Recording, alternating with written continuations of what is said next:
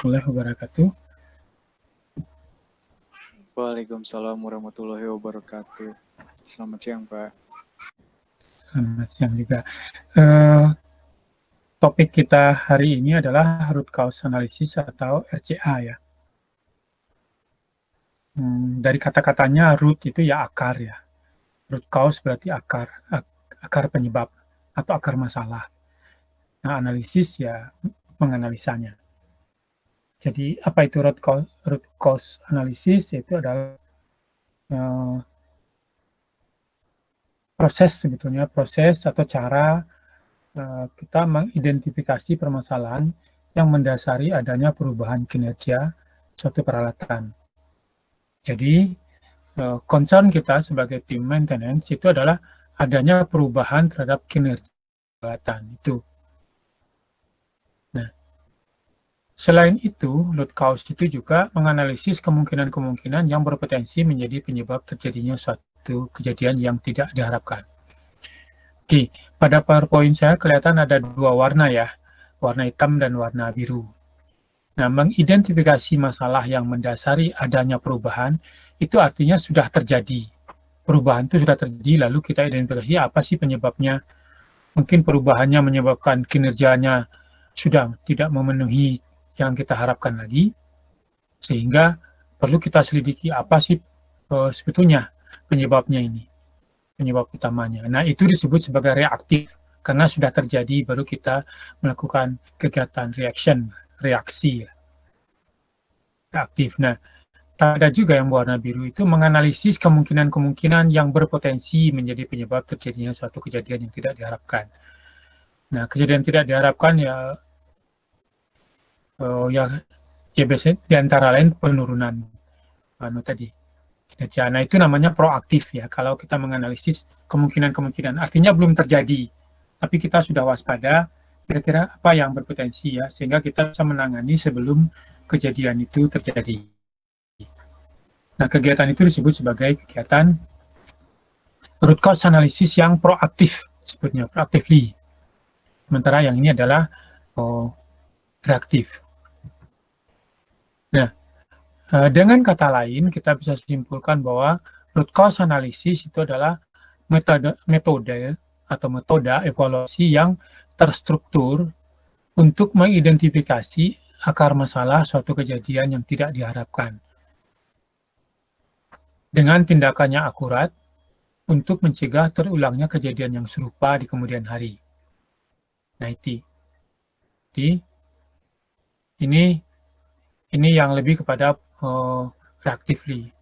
Tentunya yang tadi yang proaktif berarti metode evaluasi yang mengidentifikasi penyebab-penyebab hal-hal yang memungkinkan terjadinya sesuatu yang tidak kita inginkan atau terjadinya penurunan kinerja. Nah, kejadian yang tidak diinginkan atau yang tidak diharapkan ini adalah dalam bahasa Inggrisnya mungkin unexpected event atau juga undesired outcome atau outcome yang tidak diinginkan atau juga mengistilahkan sentinel. Nah, itu semangga yang mana aja yang dipakai silakan. Semuanya itu adalah kejadian yang tidak diharapkan.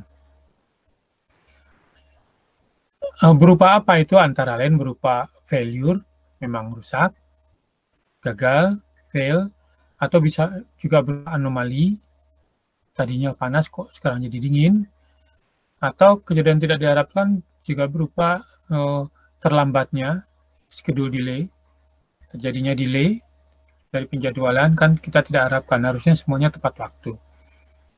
Bisa juga broken equipmentnya yang rusak, atau produknya defect, terlalu banyak produk yang defect, dan masalah-masalah lainnya. Nah, itu yang tidak diharapkan gitu. Nah, itu yang disebut sebagai unexpected event atau undesired outcome. Atau dalam bahasa kita sebut sebagai kejadian yang tidak diharapkan. Nah, setiap ada kejadian yang tidak diharapkan, selalu kita mencari sebabnya. Nah, ada dua istilah di sini. Ada yang disebut sebagai direct cause atau penyebab langsung, dari causes. Penyebab-penyebab langsung berarti itu bisa lebih dari satu penyebabnya ya. Atau immediately cause Kalau kita pengen banyak ya, jadi pakai S. Mungkin ini penyebab langsung itu bisa tidak usah pakai S saja biar seragam. Atau proximate cause dalam bahasa Inggrisnya. Itu penyebab yang langsung terlihat atau berhubungan dengan kejadian. Biasanya kejadian sesaat sebelum insiden yang secara langsung menyebabkan terjadinya insiden itu. Misalkan, apa ya, yang kejadiannya langsung kita menghidupkan suatu mesin, tiba-tiba terjadi percikan api, terus mesinnya mati. Nah, penyebab langsung itu bisa kita sebut ya mesinnya di on kan gitu. Kenapa bisa kebakar nih? Ya ketika di on kan gitu. Nah, itu bisa disebut penyebab langsung atau immediate cause gitu tadi. Atau kejadian-kejadian yang lain yang orang menyeberang atau naik sepeda terus tiba-tiba jatuh gitu. Nah, penyebab langsungnya apa? Ya dia naik sepeda gitu. Bisa seperti itu. Atau penyebab langsungnya misalkan patah sepedanya gitu. Kenapa ada kecelakaan? Maka jawabannya ya sepedanya patah. Tentu tidak selesai di situ. Itu mungkin jawaban dari penyebab dia jatuh. Mungkin pertanyaan bisa dilanjutkan. Patah itu menjadi akibat. Jadi kalau tadi jatuh, orang naik sepeda dia jatuh, penyebabnya karena patah stang sepedanya atau apanya misalkan, itu penyebab dari dia jatuh, penyebab langsung namanya. Nah, penyebab itu bisa menjadi akibat juga. Kita bisa tarik. Nah, kalau dia dijadikan akibat, maka kenapa patah? Nah, jadi akibatnya patah, penyebabnya apa? Dan seterusnya. Jadi bisa di satu sisi dia menjadi penyebab, nanti penyebab itu bisa kita telusuri, dia menjadi akibat juga. Tuh. Jadi suatu sebab atau cause akan menghasilkan akibat atau efek. Atau setiap efek, atau setiap akibat pasti ada penyebabnya. Nah, bagaimana kita tahu bahwa itu adalah akar masalah? Maka ada beberapa tanda yang kita perlu perhatikan. Jadi indikator bahwa itu merupakan akar masalah, pertama logis, atau masuk akal, dan terdapat penjelasan untuk menyelesaikan masalah, sehingga bisa dijelaskan secara logis, gitu, secara masuk akal, kenapa dia ini bisa dikategorikan sebagai akar masalah. Lalu yang kedua adalah penyebab tadi itu merupakan sesuatu yang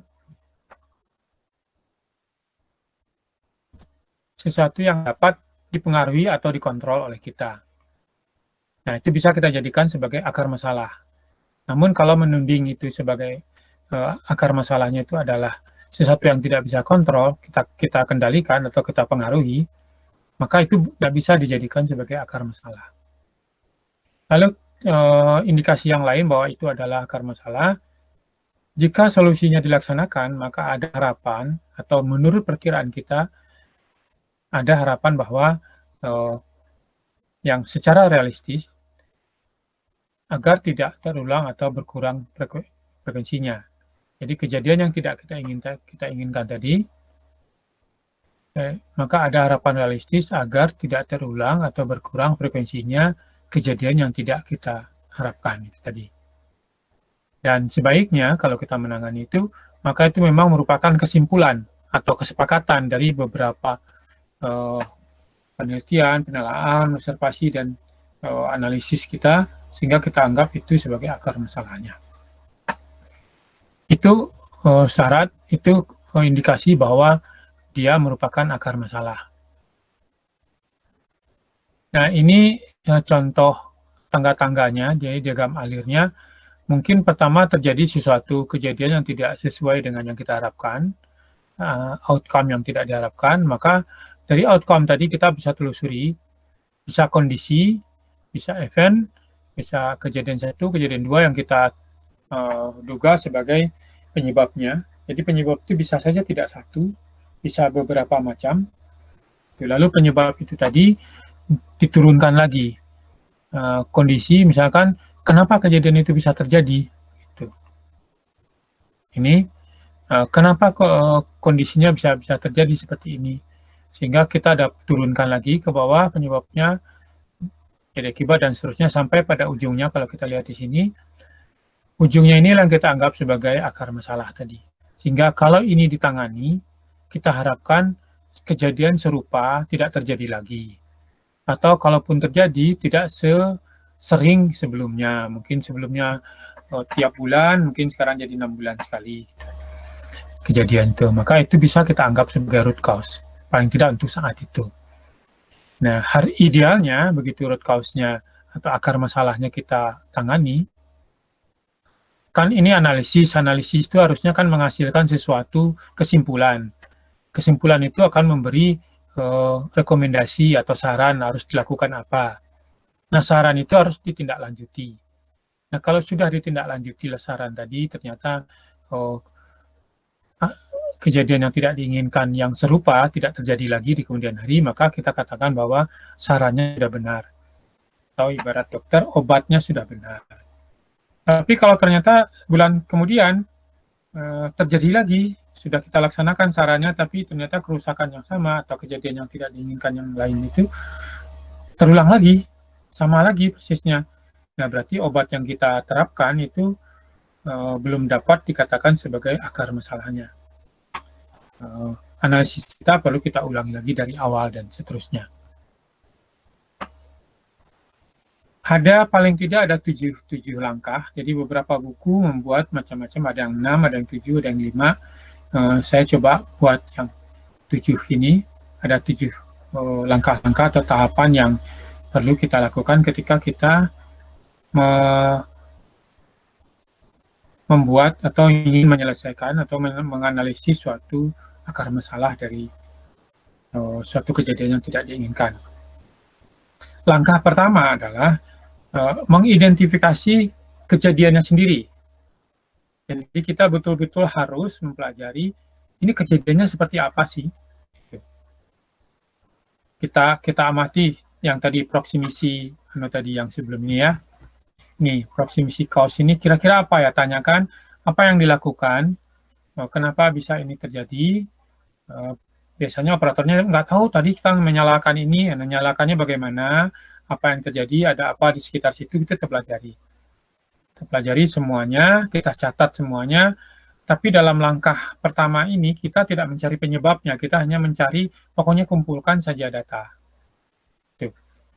Kita bukan kumpulan data, kita pahami betul sebenar-benarnya masalahnya apa.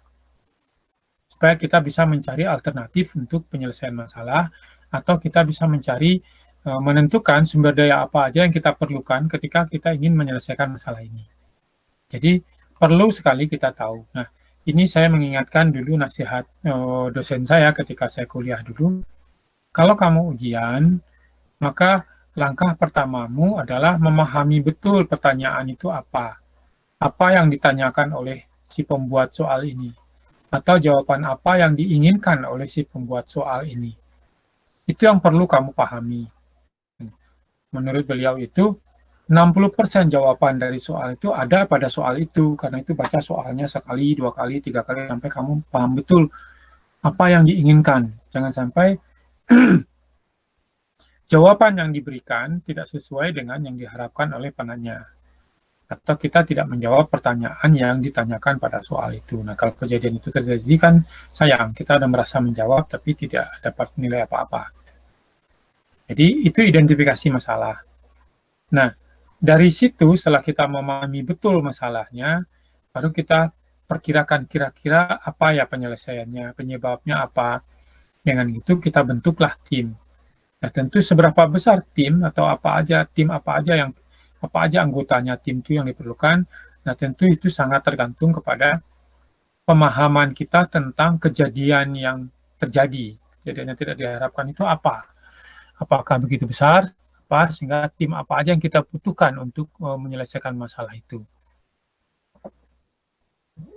Bisa cuma 1 orang, bisa 2 orang. Kalau kejadiannya hanya tentang oh ini mah masalah program gitu dari anu tadi. Mungkin tim yang kita butuhkan adalah tim yang jago tentang program, tentang yang mengerti bagaimana memprogram suatu kontrol misalkan. Jadi begitu ya.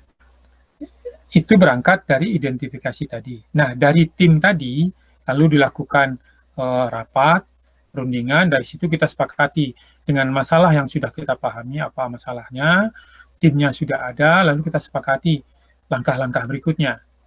Misalkan langkah berikutnya adalah survei atau lakukan observasi ke tempat kejadian. Tentu sebelum kita ke sana, kita sudah sepakati dulu data apa aja sih yang akan kita ambil. Pertanyaan-pertanyaan apa saja yang harus kita cari jawabannya di tempat observasi tadi. Supaya apa? Supaya begitu sampai di sana di tempat lokasi kejadian, kita bisa langsung kerja, nggak mikir dulu, nggak dulu. Jadi ada hal yang bisa kita langsung kerjakan. Begitu sampai di sana. Barangkali ada hal yang harus kita kerjakan setelah kita sampai sana dan kita dapati datanya, kita sepakati, oh perlu data apa lagi, ambil apa lagi, dan seterusnya. Nah itu ya, jadi langkah 1, kedua, dan ketiga itu semuanya itu berurut gitu.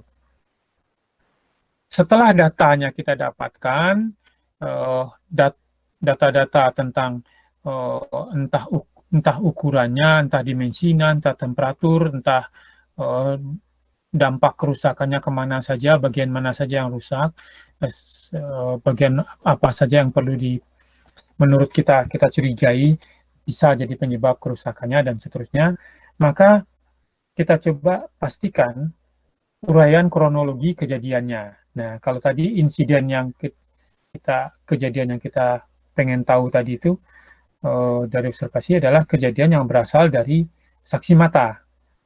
Apakah itu operator atau siapa yang ada di situ. Nah, kita mendapatkan data itu.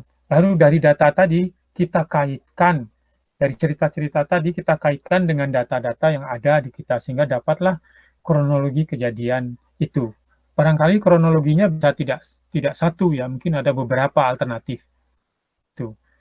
Nah, dari semua data yang sudah kita ambil, mungkin di tempat itu juga, kita bisa melakukan perundingan, rapat lagi, mungkin hari pertama sifatnya pengumpulan data saja, malamnya atau sorenya kita diskusikan dengan tim, entah di lokasi, entah di tempat di base camp kita gitu, apa kronologinya bagaimana, sehingga akhirnya kita bisa mengidentifikasi ini masalahnya apa sih sebenarnya. Dari dugaan kita keluarlah identifikasi masalah. Ada beberapa masalah nih. Nah, dari identifikasi tadi mungkin pasti perlu kita datang ke lapangan melakukan lagi verifikasi terhadap identifikasi tadi. Kalau kita menduga penyebabnya karena terlalu panas. Nah, kalau terlalu panas tuh mungkin kita balik lagi ke sana periksa lagi. Kalau panas yang dapat merusaknya sampai berapa derajat dugaan kita. Nah, kita cari di lokasi itu kejadian-kejadian atau bekas-bekas jejak yang bisa menunjukkan bahwa pada lokasi kerusakan itu sudah temperatur yang terjadi di sana sampai seperti yang kita duga itu. Bukti-buktinya mungkin berupa lelehan, oh kalau ini sampai meleleh memang temperaturnya sekian.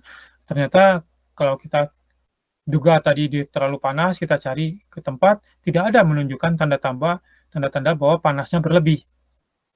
Tidak ada yang meleleh, tidak ada yang semua baik-baik saja, tidak ada bekas jelaga atau kebakar atau segala macam, nggak kelihatan di sana. Bau kebakar juga nggak ada. Jadi mungkin dugaan kita salah gitu. Dugaan kita perlu kita kritisi lagi apakah salah atau kita yang belum menemukan. Dan seterusnya. Mungkin karena kebakarannya di dalam, terbakarnya bagian dalam, sehingga nggak kelihatan. Dan berbagai macam cara untuk mengidentifikasi kalau kita menduga bahwa ada kebakaran di situ. Mungkin kita datang ke sana, masih ada bau sisa kebakarannya itu, bau apa yang terbakar dan seterusnya, mungkin dari situ pun bisa kita simpulkan. Tuh, nah, setelah itu semua terkumpul data tadi, data terkumpul, kronologinya ketahuan, bersama tim kita sepakati, kita analisa lagi. Artinya dibanding-bandingkan menurut pengalaman, menurut literatur, menurut hal-hal orang-orang terdahulu, kalau kejadian seperti ini, tanda-tandanya ini, jadi datanya seperti ini, pola kejadiannya jadi insiden tadi seperti ini, maka kelihatannya ini deh. Jadi dari analisis tadi muncullah kesimpulan. Jadi nomor 6 kelihatannya analisis dan kesimpulan barangkali ya. Dan kesimpulan.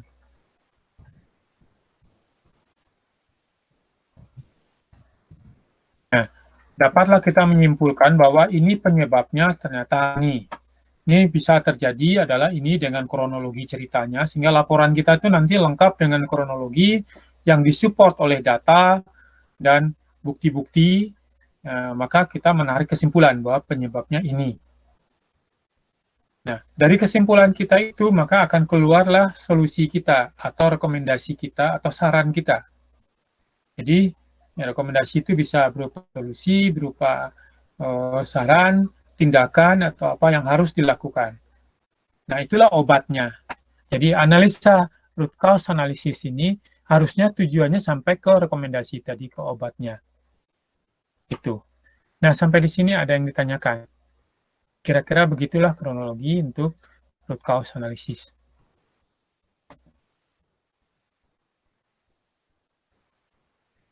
Ya, waktu pertemuan kemarin, contohnya ini misalkan. Misalkan masalah banjir. Banjir itu apa masalahnya? Kejadiannya gimana? Nah, kejadiannya ya hujan deras gitu. Atau bisa juga banjir tiba-tiba banjir padahal nggak hujan. Nah, apa itu kejadiannya? Mungkin kalau gitu ada tanggul yang jebol gitu. Atau ada bendungan yang jebol. Nah, bendungan yang jebol misalkan itu adalah yang tadi, penyebab utamanya tadi, proksimisinya tadi. Nah, ini, proximate-nya ini, penyebab pertama yang kita sebut di atas ini, kita sebut sebagai penyebab direct-nya. Tapi kan akar masalah bukan itu, bukan bendungan yang jebol tadi, gitu. Karena kalau bendungan yang jebol, kenapa kemarin nggak jebol? Maka kita harus tanyakan lagi, kenapa bendungan jebol? Jadi mungkin, kenapa banjir terjadi? Karena ada bendungan yang jebol, atau tanggul yang jebol. Nah, jadi pertanyaan akibatnya adalah banjir, sebabnya bendungan jebol. Tapi bisa juga bendungan jebol itu menjadi akibat. Jadi akibat bendungan jebol, kejadian apa yang mengakibatkan jebolnya bendungan ini, atau pertanyaan lainnya, kenapa bendungan ini bisa jebol, padahal sudah bertahun-tahun tidak jebol. Tuh. Nah, diteliti lagi, dan seterusnya, akhirnya kita dapatkan masalahnya, oh ternyata apa, mungkin maintenance-nya, atau mungkin ada yang melakukan sesuatu di dekat bendungan itu, sehingga akhirnya jebollah bendungan itu, dan seterusnya. Atau karena bukan bendungan jebol, tapi karena hujan. Apakah hujan bisa dijadikan sebagai akar masalah terjadinya banjir? Nah, kita kembalikan lagi ke penyebab tadi. Oke, hujan gitu. Apakah hujan itu bisa kita pengaruhi? Atau bisa kita kendalikan? Ini pakai bahasa Inggris, dia otomatis berubah ya. Dikendalikan. Nah, ini kayaknya bahasa Indonesianya. Kita mengendalikan, kita kan nggak bisa mengendalikan hujan curah hujannya kita turunkan atau apa, itu kan nggak bisa. Karena itu nggak bisa kita katakan hujan sebagai akar masalah dari banjir ini. Barangkali penyebabnya yang lain. Nah, itu yang perlu kita telusuri. Banjir itu apa? Kita kenali dulu banjir itu apa sih sebetulnya. Oh, ternyata banjir itu ya air tergenang gitu. Seberapa seperti air tergenang seperti apa yang kita definisikan sebagai banjir. Nah, itu para ahli berbeda pendapat. Ada yang bilang kalau air tergenangnya cuma 1 jam, 2 jam, nah itu bukan banjir. Itu hanya genangan saja. Kalau udah 2 hari itu baru banjir. Ada yang berpendapat begitu. Nah, ada yang berpendapat nggak masalah, mau 2 jam, mau sejam juga nggak apa-apa gitu. Kalau genangannya itu sampai 1 meter gitu, nah itu banjir namanya. Karena mau 1 menit, mau 2 menit, kalau air sudah sampai 1 meter dan sudah masuk rumah, itu akibat yang dirasakan oleh si pemilik rumah itu sama aja dengan 2 hari gitu. nggak beda jauh gitu, karena kalau 1 jam air udah 1 meter di rumah kita, sofa semua pasti kerendam, mobil-mobil kerendam, meskipun cuman setengah jam gitu, kan sudah rusak, lumpur udah masuk ke rumah dan seterusnya. Nah tentu itu tidak diinginkan juga, itu kejadian yang tidak diinginkan juga. Nah kenapa bisa tergenang? Mungkin airnya tidak bisa mengalir dengan cepat. Nah pertanyaan lagi, kenapa tidak bisa mengalir dengan cepat? Nah, cari lagi jawabannya, bisa macam-macam. Bisa salurannya terlalu kecil, bisa salurannya cukup besar tapi tersumbat karena sampah, bisa juga, dan macam-macam. Jadi penyebabnya bisa macam-macam. Tiap penyebab itu kita telusuri satu-satu. Tiap penyebab tadi bisa menjadi akibat lagi. Kenapa sampai salurannya termampat? Nah, kalau termampat, akibatnya bisa macam-macam lagi. Nah, itu kita telusuri sampai akhirnya kita dapatkan satu penyebab yang kita anggap sebagai akar masalah. Kira-kira seperti itu ya kronologinya. Baik, sampai di sini ada yang ditanyakan?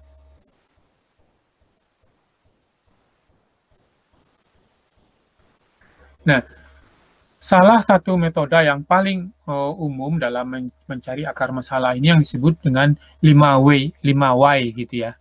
5Y. Artinya 5 kenapa. Gitu.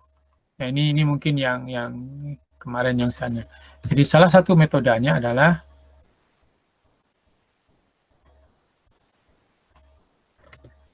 ini 5Y ini. 5S.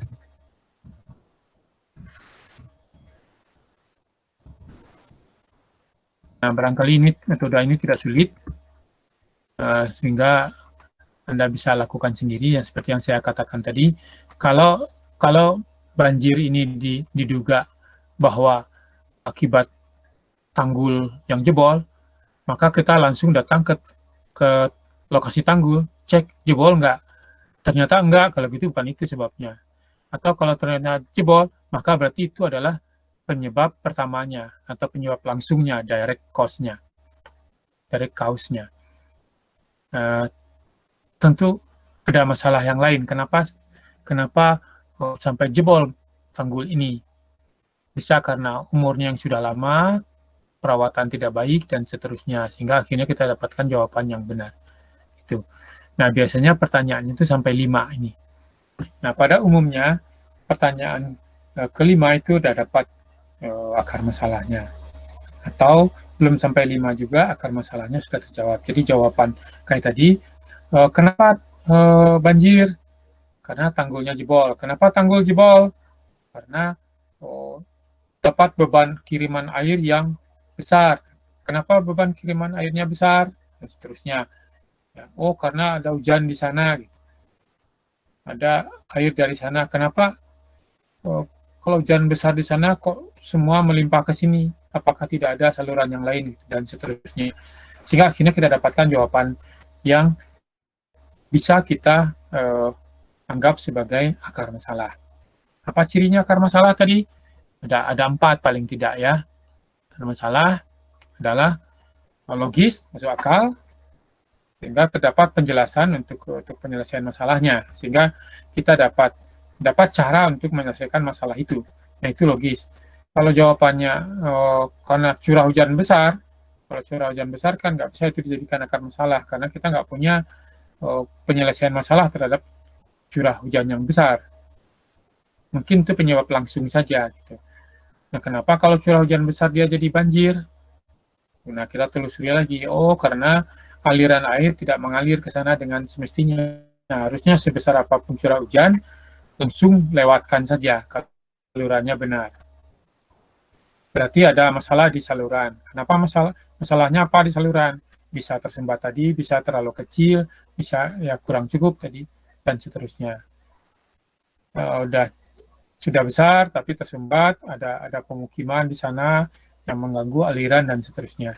Atau memang sudah cukup, tapi karakter kita buang sampah sembarangan sehingga dia tersumbat, laju aliran tertahan juga sehingga jadi banjir dan seterusnya. Nah, itulah yang cara penyebab yang masuk ke dalam ini. Lalu ada satu lagi, ada fault tree.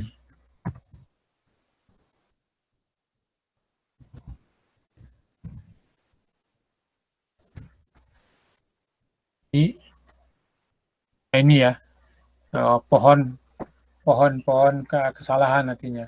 Jadi ada ini termasuk dalam root cause analysis, teknik-teknik mencari akar masalah dari satu persoalan. Nah, 5 why tadi mudah sekali. Jika tanyakan kenapa begini, akibatnya ini. Akibat ini disebabkan oleh apa, akibat ini disebabkan apa, dan seterusnya. Fault tree adalah menelusuri penyebab yang kita uraikan. Jadi, kejadian yang tidak kita harapkan, lalu kita uraikan apa penyebabnya, kemudian kita turunkan lagi, sehingga seperti pohon kesalahan gitu, dan seterusnya. Baik, sampai di sini ada yang ditanyakan.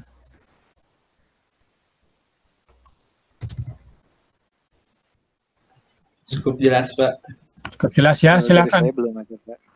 Oke, silakan Anda pelajari sendiri saja tentang fault tree sama 5 why ya. Mungkin nggak terlalu sulit, itu tinggal baca bukunya saja dari sumber itu. Oke, dari saya hari ini sampai di sini. Kalau tidak ada pertanyaan, saya kira pertemuan kita akan kita akhiri.